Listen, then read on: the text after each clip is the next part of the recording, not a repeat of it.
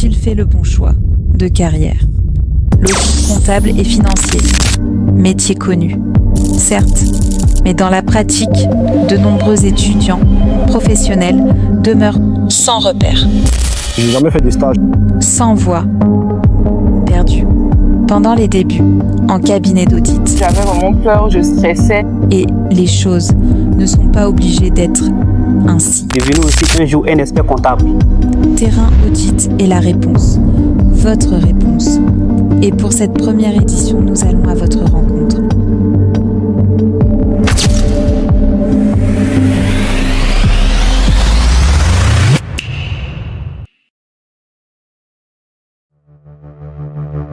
Alias, la future plus jeune expert comptable. Kouma, Alex Maeva. Alias, le leader politique. Je me nomme Sylvain Sombi Daouda. Et enfin, l'homme humble. Yann Koulibaly, je sais que je ne sais rien. Et aujourd'hui, interview de Terrain Audit. Attention, vous êtes prêts? Mais attendez, qui êtes-vous exactement? J'ai toujours été passionné par le métier de gestion, plus particulièrement la comptabilité. Étudiante en DSCG 1 au CPDEC MPHP et je suis en alternance en audit chez EY Côte d'Ivoire. Étudiant en Master 2 Audit et Contrôle. Actuellement le président de l'Alliance des jeunes leaders de demain, AGLD. Ok, ça rigole pas. Alors, dites-nous, pourquoi avoir choisi les sciences de gestion, plus précisément l'audit comptable et financier comme voie, et pas une autre?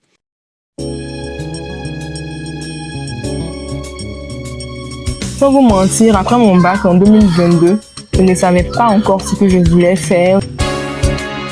C'est ma maman qui a insisté pour que je parte m'inscrire au CPDEC MPHB. Dans l'univers de l'audit et de la comptabilité, une voie se distingue par sa rigueur, le diplôme d'expertise comptable. DEC, une formation longue, exigeante, préparée notamment dans des structures dédiées comme le CPDEC, Centre de préparation au diplôme d'expertise comptable. Et c'est là-bas que j'ai découvert un peu l'amour de la comptabilité, de la finance et tout. Puisque ma maman, elle est auditeur aussi, elle était en cabinet. Et c'est elle aussi qui m'a transmis cet amour-là et j'ai appris à le développer à l'école.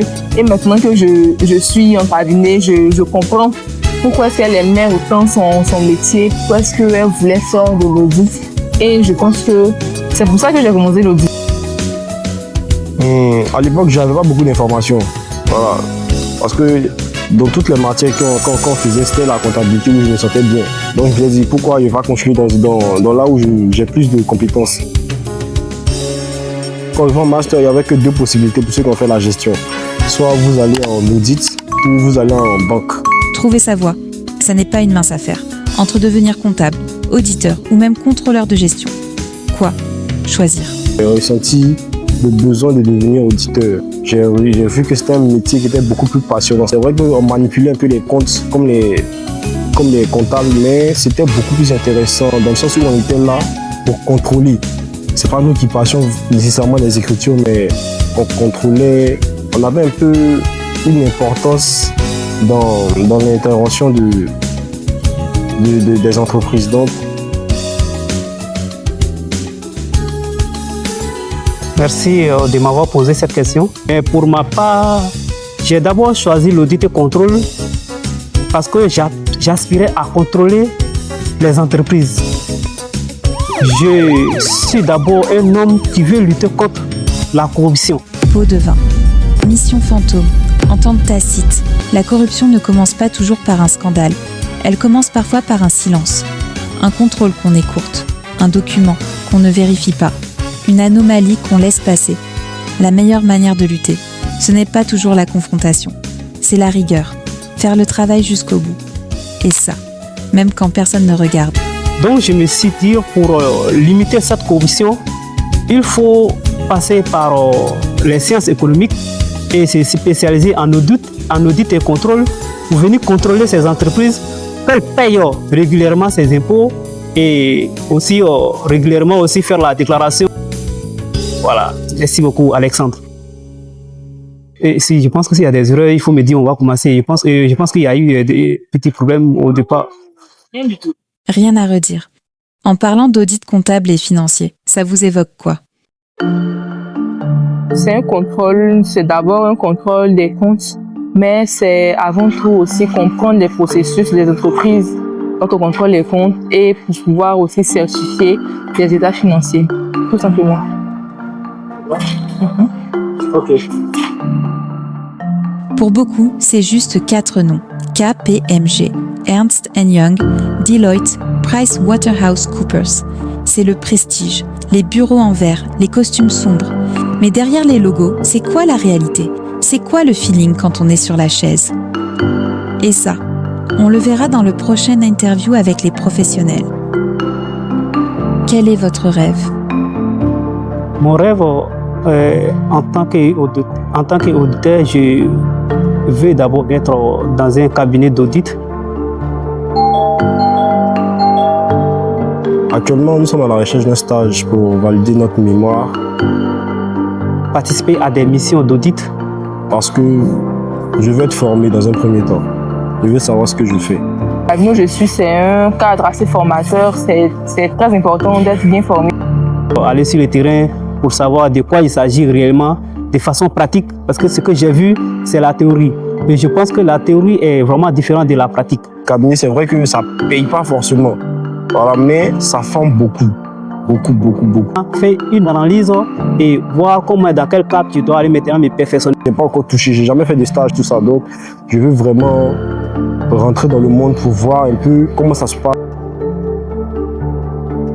Mais j'ai aussi un rêve qui va au-delà du rêve, qui va au-delà du domaine d'audit et contrôle. Il y a une idée aussi qui me trottine dans la tête. Je vais continuer l'audit sur quelques années, histoire de bien me former. Et je vise devenu aussi un jour un expert comptable.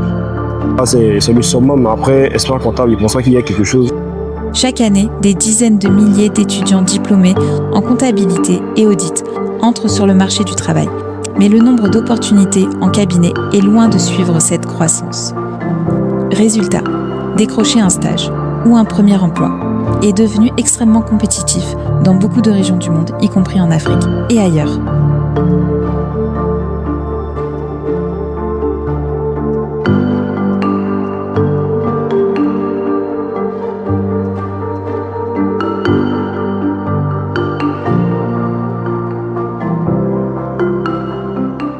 Quelles sont vos peurs, vos craintes et vos attentes avant votre première expérience? Alors avant mon entrée chez EY Côte d'Ivoire, j'appréhendais beaucoup, j'avais vraiment peur, je stressais parce que c'était ma première fois de faire de l'audit. Et là, je partais niveau licence, pas comme les autres qui ont déjà le bac plus 5. Donc je craignais de ne pas bien faire. Je stressais, je craignais qu'on ne me confie pas assez de tâches, vu que j'avais que le niveau de licence. Mais une fois en cabinet, on m'a vite responsabilisé, c'est-à-dire qu'on m'a confié assez de tâches. Et là, j'ai compris que vraiment c'était rigoureux et très formateur, puisqu'on me montre à chaque fois et on m'explique. Donc là, vraiment, j'ai été satisfaite et toutes mes craintes ont vraiment disparu. Donc j'ai vite appris, je me suis vite intégrée. Du point de vue d'un étudiant qui n'a jamais fait de stage, de quoi avez-vous peur? Moi, personnellement, je ne crains pas de ne pas savoir. Voilà, parce que je sais que c'est vrai qu'on a fait des études, 5 ans d'études, mais je sais que je ne sais rien. Voilà. Moi, ma crainte principale, c'est que je n'ai pas un bon accompagnement sur le terrain. C'est-à-dire que il faudrait qu'au moment où j'ai des questions à poser, qu'il soit vraiment apte à me former en durée. Donc c'est un peu ça ma crainte. S'il n'y a pas cette atmosphère-là de transmission du savoir, ça sera vraiment compliqué pour moi. Voilà. Je ne maîtrise pas tout parce que c'est quelque chose que tu n'as jamais fait. Tu peux pas maîtriser. Mes craintes, c'est de ne pas céder à la pression des clients et développer mes propres compétences au sein de l'entité. Merci. Ok.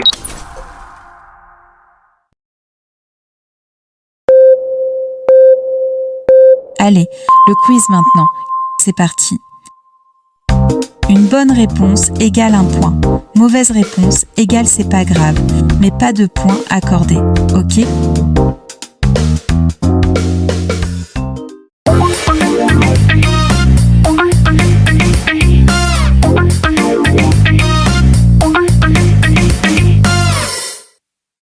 Première question. Quels sont les 2 documents comptables qu'on doit obligatoirement recevoir avant le début d'une mission d'audit ?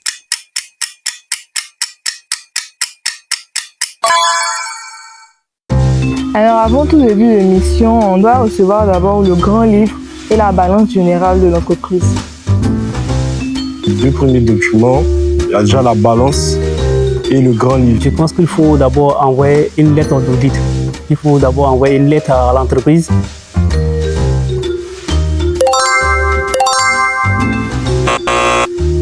Pas grave Daouda, alors je t'explique, ok ? Et pour ceux n'ayant pas trouvé. Pour faire court, en audit comptable et financier, on contrôle les comptes. Et les comptes de l'entreprise se trouvent dans la balance générale et le grand livre tout simplement. Sans ça, eh bien pas de contrôle.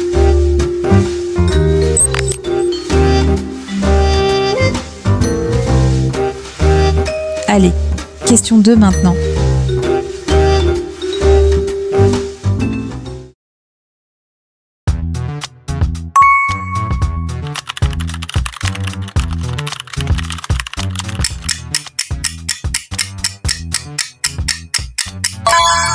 Alors, 3 cycles comptables, je dirais les immobilisations. Le cycle vente client. Les emprunts et puis les états de fiscalité. On a aussi le cycle achat-fournisseur. Achat fournisseur, tout ce qui est achat de marchandises, matières premières, tout ça, et les dettes fournisseurs. Ok. On a aussi le cycle de la paye personnelle. Et c'est bon? Ok. Ok, super. Alors là, Daouda, excellent. Maheva, excellent. Yann, excellent. La compétition est rude. Qui va gagner à cette allure? Bon, vous savez quoi? Une dernière question.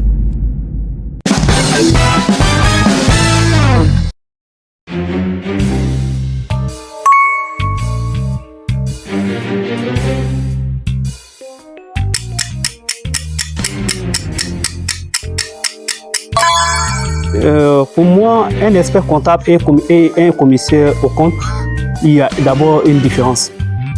En tout cas, en Côte d'Ivoire, pour être commissaire au compte, il faut nécessairement être expert comptable. La différence est que le commissaire au compte, lui, il certifie les comptes et l'expert comptable, lui, il établit les comptes, il tient la comptabilité, il conseille l'entreprise. Un auditeur dont la mission est mandatée par l'État. C'est l'État qui demande de faire un contrôle sur un certain type d'entreprise. Qui veut vérifier, certifier, valider les comptes qui ont été vraiment présentés par le comptable, vu que c'est son travail. Donc, un commissaire au compte qui est expert comptable ne peut pas faire les deux professions sur une même mission ou sur la même entreprise. Ça serait de l'auto-vérification. Plus la mission qui rend l'expert comptable commissaire au compte. Sinon, ils ont la même qualification, c'est pareil. Voilà, et l'expert comptable, son rôle, c'est général, je dirais comme ça. Il est d'abord commissaire au compte et aussi il est expert comptable. Donc pour moi, c'est un peu la différence qu'elle a. Ok.